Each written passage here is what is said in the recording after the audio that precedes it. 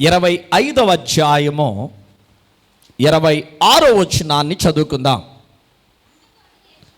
అందుకు అతని యజమానుడు వానిని చూచి, సోమరి అయిన చెడ్డ దాసుడా. మనలో ఉన్న చెడ్డది ఇంకోటి ఏంటంటే సోమరితనం. హల్లెలూయా. ఇంకోటి అంటున్నాడు, సోమరి అయిన చెడ్డ దాసుడు. సోమరితనంతో నువ్వు ఉంటే దేవునికి నచ్చదు. కొంతమంది టైం వేస్ట్ చేస్తారు,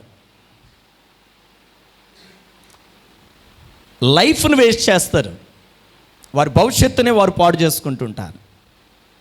ఆలోచన ఉండదు, నేను కష్టపడాలి, ప్రయాసపడాలి. బైబిల్లో ప్రభు అంటాడు, దినములు చెడ్డవి కనుక సమయమును పోనీయొద్దు. ప్రతి నిమిషాన్ని కూడా మనం చాలా సద్వినియోగం చేసుకోవాలి. దేవుడు మనకిచ్చింది రోజుకి 24 గంటలే, అంతకంటే ఎక్కువ ఇవ్వలేదు.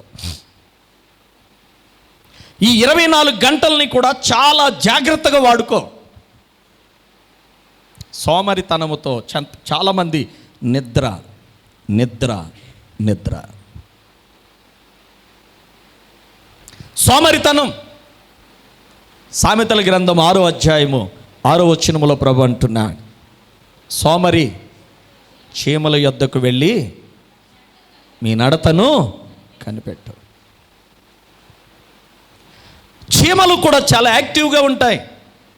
వాటికి ఆహారము తగిన కాలములో సమకూర్చుకొని అవి బయటికి వెళ్ళి ఆహారం సంపాదించుకోలేని సిచ్యువేషన్ ఉన్నప్పుడు ముందుగానే ఆహారాన్ని తెచ్చుకొని అవి సిద్ధపరచుకొని ఉంచుతాయి.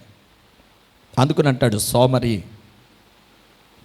సోమరి అంట ప్లేట్లో అన్నం వేసుకొని అన్నం కలుపుకుంటాడు, కానీ ఆ చేతిని నోటి దాకా తీసుకెళ్ళడట.